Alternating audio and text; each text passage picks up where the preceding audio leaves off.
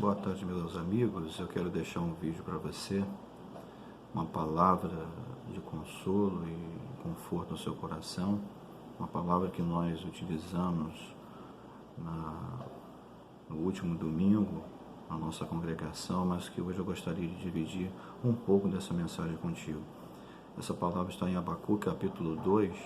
Eu quero ler com você até o versículo de número 4, onde diz o profeta Abacuque.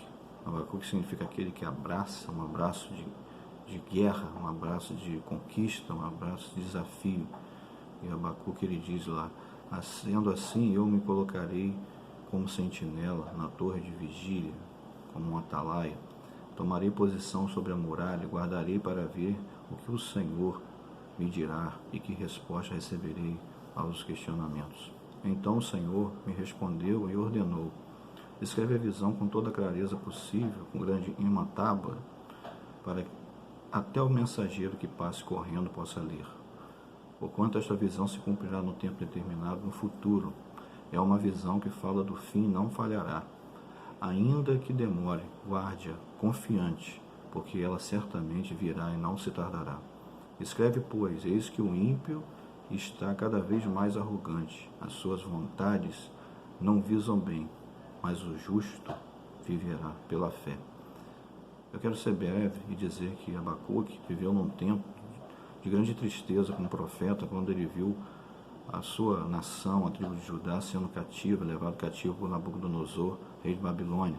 3 investidas foram feitas pelo rei de Babilônia naquele período, e Abacuque estava exatamente no primeiro período em que os sábios e os mais nobres foram levados para a Babilônia. E Abacuque entrou em um contexto de desespero como profeta por ver que o Deus de Israel, o Senhor dos Exércitos, não estava lutando em favor do seu povo. Abacuque, como um grande homem de Deus e com dificuldades que também nós temos, questionou a Deus, não entendendo o porquê que um povo escolhido, um povo da aliança com Deus de Israel, estava sendo marginalizado, sufocado e levado cativo pelo inimigo. Um inimigo que estava avassaladoramente avançando territórios e vencendo, conquistando cada dia mais, expandindo o território e ganhando guerras, vencendo, e agora, sitiando Jerusalém, estava também levando este povo cativo para um ambiente que não era seu. O profeta Abacuque, não entendendo bem por que Deus não estava respondendo, questionou a Deus, como qualquer um de nós, com a sua fé racional, pode fazer, perguntar a Deus qual é a razão de nós estarmos passando por algumas dificuldades. A razão tem uma resposta final, a resposta se chama pecado. O povo havia voltado para a idolatria, deixado alguns mandamentos, e Deus estava julgando o seu povo através de um juízo, através do inimigo, através do ímpio, através de forças que Deus utiliza para julgar-nos em momentos de dificuldades diante da sua palavra. E o profeta começou a entender que tudo aquilo que ele precisava fazer naquele momento era deslocar-se da situação que ele estava vivendo e passar a buscar em Deus uma resposta mais profunda. Assim eu quero deixar essa mensagem para você nesta tarde, de que nós devemos, como o profeta Abacuque, subir a uma torre de vigia, ou seja, deslocar-nos de uma situação que está ao nosso redor, talvez tirando a nossa paz, a nossa confiança, confundindo a nossa mente, deslocarmos dessas situações e nos colocarmos acima. Ele subiu, ou seja, ele saiu de um patamar de dificuldade, no patamar de muitos pensamentos, de questionamentos, e subiu, ele se elevou, ou seja, os seus pensamentos subiram aos céus. Elevar-se me faz lembrar da palavra holocausto, olar, que no Antigo Testamento era o único jeito, a única maneira do povo chegar-se a Deus, era quando eles prestavam um holocausto e aquela fumaça subia aos céus, e isso era recebido ao Senhor como cheiro suave, e desta forma o povo se elevava a Deus e Deus respondia às suas orações. O profeta subiu à torre de vigia no intuito de buscar a presença de Deus e de ouvir a voz de Deus e sair no meio de suas situações mais conflitantes. Em alguns momentos nós temos sido vencidos pelas nossas dificuldades, das tristezas, das lutas, e temos sido vencidos pelas batalhas do dia a dia, porque nós não temos nos deslocado para buscar em Deus a sua resposta, não temos sido atalais, não temos sido aqueles que têm tido um lugar de adoração, um lugar específico para buscar a presença de Deus, um momento em que não deixamos o Espírito Santo de Deus agir, falar conosco, e essas coisas têm tido algumas dificuldades na nossa caminhada e nos proporcionado, às vezes, um distanciamento da presença de Deus. A segunda coisa que eu quero falar, e ser bem breve, é que ele buscou uma visão de Deus. Em nossa caminhada cristã, nós precisamos ter visões do Espírito de Deus, ouvir o que Deus tem para nós. E as visões de Deus são proféticas. As visões de Deus nos trazem crescimento, um caminho mais excelente, nos proporcionando não só o enchimento do Espírito, mas também nos colocando numa posição de guerreiros, prontos para ouvir a voz do general de guerra e assim alcançarmos a nossa vitória. As nossas armas não são carnais, as nossas armas são espirituais. Em Efésios capítulo 6, o apóstolo Paulo diz que nós temos todas as armas que o Espírito pode nos proporcionar, escudo da fé, capacete de salvação, espada do Espírito.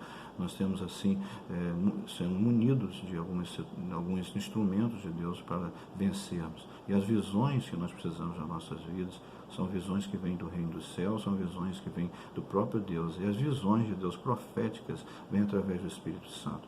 E principalmente, em nada mais, nós temos um manual que é a palavra de Deus, que é a profecia viva nos nossos corações. Se devemos andar conforme Deus nos chamou, devemos andar segundo os seus mandamentos e viver segundo a sua vontade. Então, o Deus que consola os nossos corações é um Deus que nos faz sermos atalaias, é um Deus que nos faz entrar na torre de vigília. Eu não sei qual é a sua torre de vigília, é o seu lugar que você tem buscado ao Senhor, o seu canto da sua sala, do seu quarto, em qualquer lugar que você tenha se deslocado, para ter uma intimidade mais profunda com o seu Deus. Mas tenha.